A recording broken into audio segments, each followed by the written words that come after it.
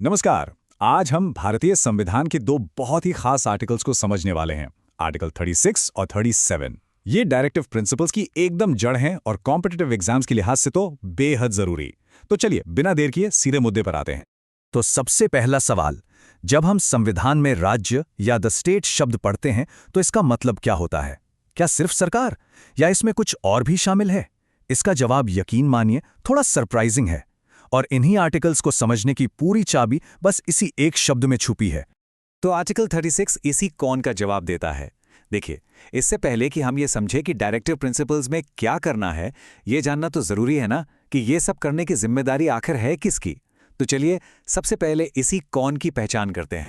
अब यहाँ एक कमाल की बात है, आर्टिकल 36 राज्य की कोई नई नवेली डेफिनेशन नहीं देता, ये सीधा सीधा इशारा करता है आर्टिकल 12 की तरफ। वही आर्टिकल 12 जो हमारे फंडामेंटल राइट्स के लिए राज्य को डिफाइन करता है।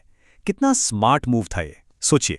मतलब जो संस्थाएं हमारे मौलिक अधिकारों की रक्षा के लिए जिम्मेदार हैं, ठीक उन्हीं के कंधों पर इन डायरेक्टिव प्रिंसिपल्स को लागू करने की ड्यूटी भी डाल दी गई। एक ही डेफिनेशन, ताकि कोई कंफ्यूजन ही ना बचे। तो फिर इस राज्य की छतरी के नीचे आता कौन कौन है? अरे इसमें तो समझिए सब कुछ आ गया। अपनी सेंट्रल गवर्नमेंट और पार्लियामेंट, फिर हर स्टेट की अपनी सरकार और विधानसभा, और नीचे आ जाइए तो हमारी पंचायतें, म्यूनिसिपैलिटीज, सब। यही नहीं, जो सरकारी कंपनियां हैं ना, जैसे LIC, ONGC, ये सब भी राज्य की परिभाषा में ही आती हैं। मतलब साफ है, शासन के हर एक लेवल पर इन प्रिंसिपल्स को लागू करने की जिम्मेदारी है। चलिए, तो कौन वाला पार्ट तो क्लियर हो गया। अब सवाल आता है कैसे का, और यहीं पर आता है आर्टिकल 37, जो इन प्रिंसिपल्स के नेचर, इनके काम करने के तरीके के बारे में बताता है। और यहीं से बात असल में इंटरेस्टिंग हो जाती है। आर्टिकल 370 का जो सबसे बड़ा और सबसे जरूरी कंसेप्ट है, वो है नॉन जस्टिशिएबल होना। देखिए, हमारे फंडामेंटल राइट्स जस्टिशिएबल हैं। मतलब अगर कोई उन्हें हमसे छीनता है तो हम सीधे कोर्ट का दरवाजा खटखटा सकते हैं। लेकिन डायरेक्टिव प्रिंसिपल्स के साथ ऐसा नहीं है। ये वाद योग्य नहीं है, यानी नॉन जस्टिशिएबल हैं। और ये पॉइंट एग्जाम के लिए गांठ बांध दीजिए। इसका मतलब यह है कि कोई भी नागरिक कोर्ट जाके ये नहीं कह सकता कि सरकार फला डायरेक्टिव प्रिंसिपल को लागू क्यों नहीं कर रही।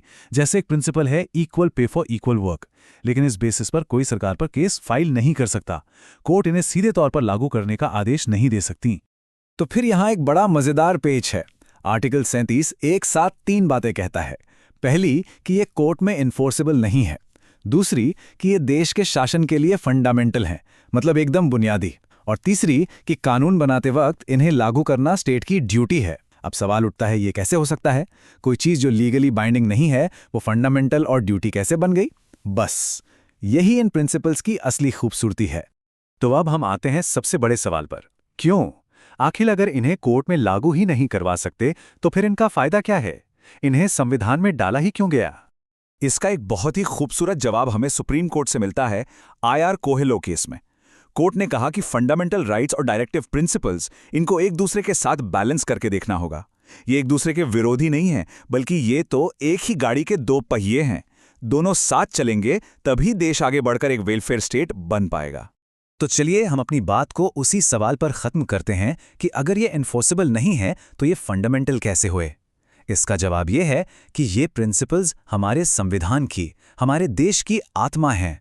ये सरकार के लिए एक मोरल कंपस की तरह हैं, एक गाइड बुक जो उन्हें हमेशा याद दिलाती है कि उनका असली मकसद एक ऐसा वेलफेयर स्टेट बनाना है जहां हर किसी को न्याय और बराबरी का हक मिले। ये कानून की किताबों में नहीं, बल्कि देश की अंतर आत्मा में लागू होते हैं।